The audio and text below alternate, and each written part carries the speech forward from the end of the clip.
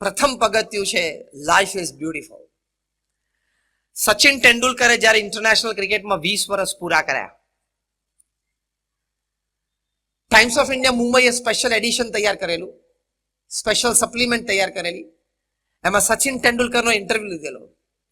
એમાં એમને પૂછવામાં આવ્યું કે what is the secret of your success, તમારી સિદ્ધિનું રહસ્ય શું છે? કારણ કે 20 વર્ષ સુધી કોઈ પણ ક્ષેત્રમાં આંતરરાષ્ટ્રીય કક્ષાએ પરફોર્મન્સ આપવું એ કોઈ સામાન્ય વાત નથી. જબરજસ્ત ફિઝિકલ ફિટનેસ જોઈએ, મેન્ટલ ટફનેસ જોઈએ, ઇમોશનલ બેલેન્સ જોઈએ, નહીં તો શક્ય જ નથી. સચિન તેંડુલકરે વાત કરી કે at 6 AM I am at the nets. સવારે 6 વાગે એટલે હું નેટ પર પહોંચી જાઉં અને 500 ડિલિવરી ફેસ કરું અને પછી જ મારા મોબાઈલ ફોનને અડું અથવા બીજી કોઈ ક્રિયામાં પ્રવર્તું. ઇન્ટરવ્યુઅરને આશ્ચર્ય થયું કે તમે આગલા દિવસે સેન્ચુરી કે ડબલ સેન્ચુરી કરી હોય તો પણ બીજા દિવસે 6 વાગે હું નેટ પર પહોંચી જાઉં, સચિન બોલ્યા. ઇન્ટરવ્યુઅર ત્રીજો પ્રશ્ન પૂછ્યો કે આગલા દિવસે તમે સેન્ચુરી કરી હોય તો તમને એમ તો હોય ને કે બધા જ ન્યૂઝપેપરમાં મારા ફોટોગ્રાફ્સ હશે, કેપ્શન લખાણા હશે, તો તમારું આમ મન લલચે ના જાય કે સવારના પરમાં ઉઠીને પહેલા હું આ જોઉં? સચિન તેંડુલકર બોલ્યા કે જો એમાં મન લલચાવી દઈએ તો પરફોર્મન્સ ઉપર ઇફેક્ટ આવે. એટલે સવારે 9 વાગે હું 500 ડિલિવરી ફેસ કરીને પછી જ સોશિયલ મીડિયા ખોલું. પુરુષાર્થથી વ્યક્તિ આગળ વધે જ નહીં. તો એ તો God gifted naturally talented cricketer હતા ને, છતાં એ ટેલેન્ટ, એ ગિફ્ટ ને જાળવી રાખવા માટે પણ આવો પુરુષાર્થ કરવો પડે. પણ કેટલી નૈતિકતા અને પ્રામાણિકતાથી એમની કારકિર્દી એ પૂરી કરી. ક્યારેય કોઈ પ્રકારના વાદ વિવાદમાં, કોન્ટ્રોવર્સીમાં સચિન તેંડુલકર આવ્યા નથી. 10 થી વધારે એવા પ્રસંગો છે જ્યારે એમને ખોટો આઉટ આપી દેવામાં આવ્યો. આ બધા જ પ્રસંગોમાં ક્યારેય એમણે અમ્પાયરની આંખમાં આંખ નાખી નથી. 1 સેકન્ડથી વધારે પીચ ઉપર ઉભા રહ્યા નથી. અમ્પાયરની આંગળી ઊંચી જોવે એટલે જે સ્પિરિટ ઓફ ધ ગેમ છે, સ્પિરિટ ઓફ ધ ગેમ પ્રમાણે તરત ક્રીઝ છોડીને પેવેલિયન તરફ ચાલવા માંડવાનું. પત્રકારોને ખબર હોય કે આ ખોટો આઉટ આપ્યો છે એટલે સચિન તેંડુલકરને મોઢામાં આંગળા નાખીને બોલાવડાવે. કંઈક બોલે છે તો બીજે દિવસે એને ફ્લેશ ન્યૂઝ મળી જાય પત્રકારોને. હા, એટલે સચિન તેંડુલકરને મોઢામાં આંગળી નાખે. પણ આજ સુધી આપણે કોઈ એવા પ્રસંગના સાક્ષી નથી કે સચિને કોઈ દિવસ વિવાદાસ્પદ સ્ટેટમેન્ટ આપ્યું હોય. નહીં તો એ આપે. એક સમય એમના જીવનનો એવો હતો, એક કક્ષા એમની એક સમય એવી હતી કે ખાલી બોલે ને કે આ આજે મને અમ્પાયરે ખોટો આઉટ આપ્યો છે તો એ અમ્પાયરની કારકિર્દી ઉપર પ્રશ્ન આવી જાય. હા, એ કક્ષાએ સચિન તેંડુલકર એક જમાનામાં હતા કે જો બોલે કે અમ્પાયરે આજે ખોટું ડિસિઝન આપ્યું છે તો એમ્પાયરની કારકિર્દી પ્રશ્નમાં આવી જાય, પૂરી પણ થઈ જાય. પણ ક્યારેય બોલ્યા નહીં. એટલે નીતિમત્તાથી જીવ્યા, સ્પિરિટ ઓફ ધ ગેમથી જીવ્યા. એમ આપણે પણ નીતિમત્તાથી જીવવાનું, પ્રામાણિકતાથી આપણું કાર્ય કરવાનું, સખત પુરુષાર્થ કરવાનો, નીતિમત્તા અને પ્રામાણિકતાથી. તો જીવનમાં આનંદ છે, કાર્યલક્ષી આનંદ આમાં છે. પ્રમુખ સ્વામી મહારાજે આ BAPS સંસ્થા વિશ્વવ્યાપી બનાવી. આપણે જેટલા અહીંયા બેઠા છીએ અને કદાચ પૃથ્વી ઉપર જેટલા મનુષ્ય છે એ બધા માટે નીતિમત્તા, પ્રામાણિકતા, એથિકલ વર્કિંગ માટે પ્રમુખ સ્વામી મહારાજ એક આદર્શ વ્યક્તિત્વ હતા. એ જ્યારે ગુરુપદે આવ્યા ત્યારે તો અમારી BAPS સંસ્થા બહુ નાની હતી. એમાંથી એમણે વિશ્વ ફલક ઉપર આ સંસ્થા મૂકી દીધી. આજે યુનાઇટેડ નેશન્સમાં BAPS સંસ્થાને પરમનન્ટ સીટ છે. અરે દુનિયાની પ્રથમ 10 સમાજ સેવા સંસ્થાઓના તમે નામ લો એમાં BAPS સ્વામિનારાયણ સંસ્થા છે. એ કક્ષાએ પ્રમુખ સ્વામી મહારાજે આ સંસ્થાને મૂકી દીધી. એમનો પ્રચંડ પુરુષાર્થ. પ્રમુખ સ્વામી મહારાજ એમના જીવનમાં પુરુષાર્થ કેવો કર્યો? સમાજના ઉત્કર્ષ માટે, ચારિત્ર્યયુક્ત વ્યક્તિત્વ દરેક વ્યક્તિનું ઘડાય એના માટે દુનિયાના 60 દેશોમાં 18,000 ગામડાઓમાં એ જાતે ગયા. જાહેર જીવન જીવનારી ભાગ્યે જ કોઈ વ્યક્તિ હશે જે 18,000 ગામડાઓમાં ગઈ હોય. જો બંને વડીલો તો ના પાડે છે કે શક્ય નથી, બરાબર ને? 18,000 ગામડાઓમાં જવું એટલે શું? પ્રમુખ સ્વામી મહારાજની ઉંમર જયારે 65, 70, 75 ને 80 હતી ને, ત્યારે અમે પ્રમુખ સ્વામી મહારાજને રાત્રે 12 વાગ્યા સુધી આદિવાસીના ઝૂંપડાઓમાં બેસીને એ પરિવારને સંસ્કૃત કરતા નજરે જોયા છે. શું પ્રચંડ પુરુષાર્થ! નિસ્વાર્થ ભાવે. તમને પૈસા મળતા હોય, પ્રસિદ્ધિ મળતી હોય તો હજી કંઈક કરવાની મજા આવે. આ તો નિસ્વાર્થ ભાવે. દક્ષિણ ગુજરાતમાં દાદરા નગર હવેલી છે, કેન્દ્ર શાસિત પ્રદેશ છે. 72 ગામડાઓ છે. આ 72 ગામડાઓમાં પ્રમુખ સ્વામી મહારાજ ઝૂંપડે જાતે ગયેલા છે.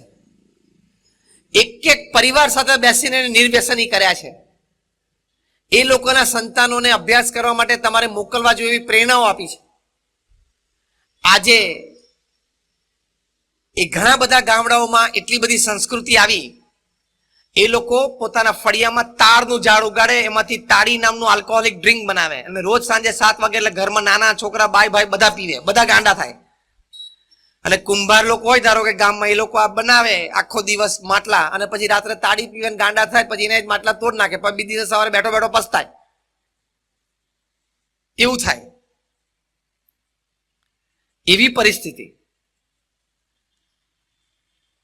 પ્રમુખ સ્વામી મહારાજે ઘરે ઘરે ફરીને વ્યસન મુક્ત કર્યા.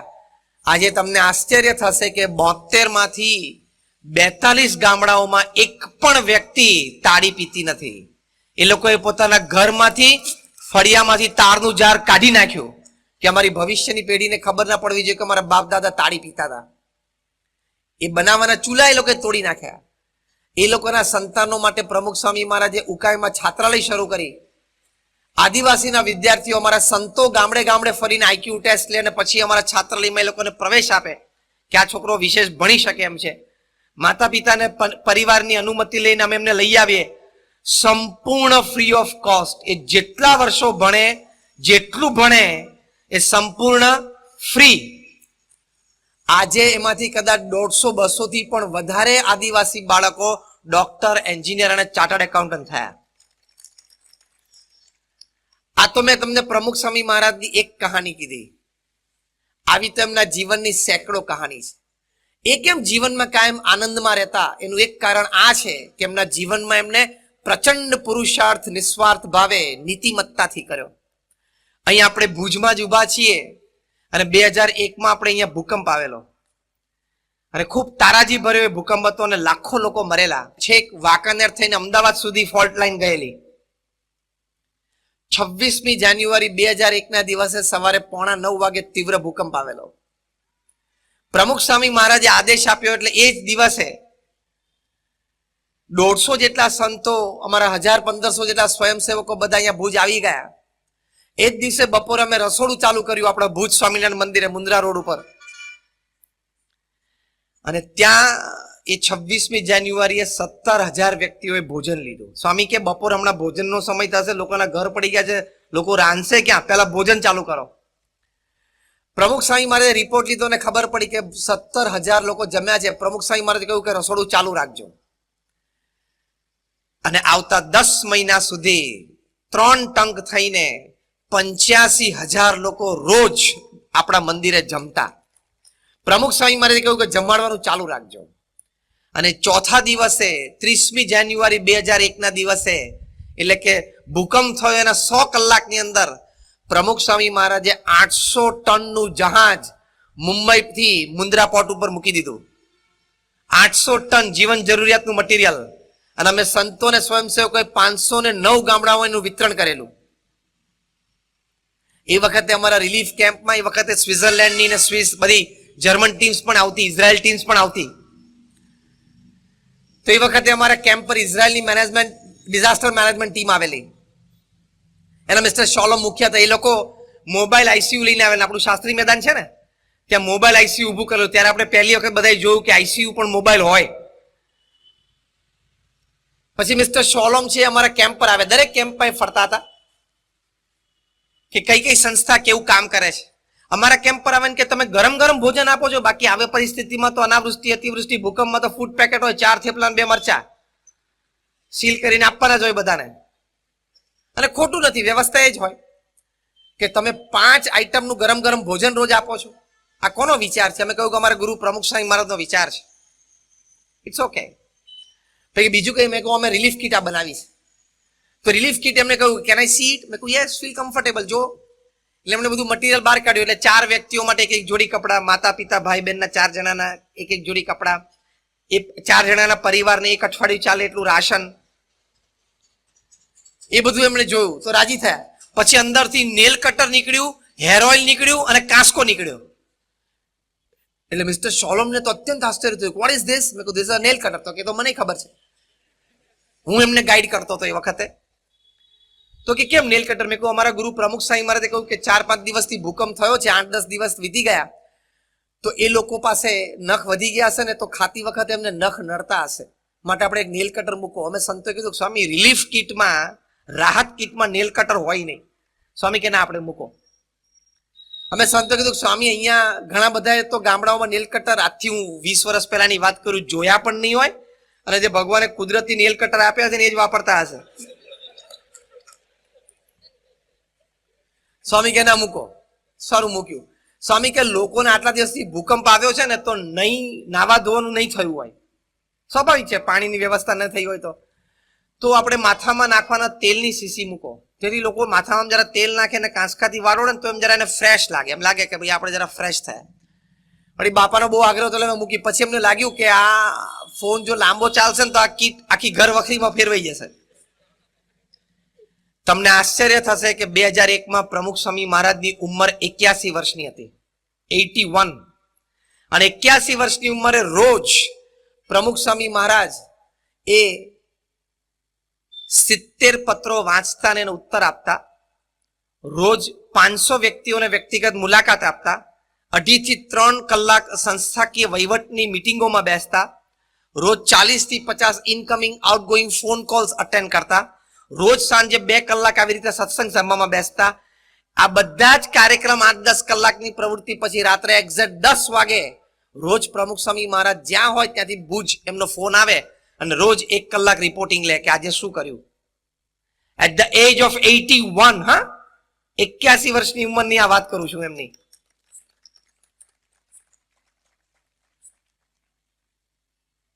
પછી મિસ્ટર સોલમ કે can I see his picture? મેં કીધું યસ. એટલે મેં પ્રમુખ સ્વામી મહારાજનો ફોટોગ્રાફ નહીં કરતો, જોઈ રહ્યા એમની આંખોથી પ્રભાવિત થયા. અને પછી એમણે કહ્યું, થોડા હસ્યા. એટલે મેં કેમ હસ્યા તમે? તો કે તમારે સંતોને નિયમ છે કે તમે વાળ છે માથા પરથી તમે એનું મુંડન કરી નાખો. મેં કહ્યું યસ. તો કે પ્રમુખ સ્વામી મહારાજ? મેં કહ્યું ઓફકોર્સ. કેટલા વર્ષથી એ સંત છે? મેં કહ્યું અત્યારે એમની ઉંમર 81 વર્ષની છે, એમને 17 વર્ષે દીક્ષા લીધી, મેં કદાચ 63-64 વર્ષથી એ સંત છે. તરત ભાવથી મિસ્ટર સોલમ બોલ્યા કે જે વ્યક્તિએ 63-64 વર્ષથી માથામાં તેલ નથી નાખ્યું અને કાંસકો વાપર્યો નથી, એ વ્યક્તિને લોકોને માથામાં તેલ નાખવાની જરૂર છે અને કાંસકો આપવો જોઈએ, એ વિચાર આવે ને એ વ્યક્તિ હૃદયથી મદદ કરવાની ભાવના ધરાવે છે.